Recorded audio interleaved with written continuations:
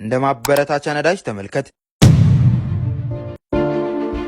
መሳለቂያ መሆን ሰልችቷት ስቲል መላ ህይወቷን ለመለወጥ ወሰነች። በባሏ ያለምንም ቅድመ ሁኔታ ባገኘችው ፍቅር የዕለት ተዕለት እንቅስቃሴ ጀመረች። ትችትን እንደ እንቅፋት ሳይሆን እንደ ማበረታቻ ነዳጅ ተመልከት። ስቃይህ ወደ ልምድህ ሲለወጥ አንተን የናቀ ሁሉ ነገ ምስክርህ ይሆናል። አንዳንድ ቀናት የሚያሰቃዩ ነበሩ።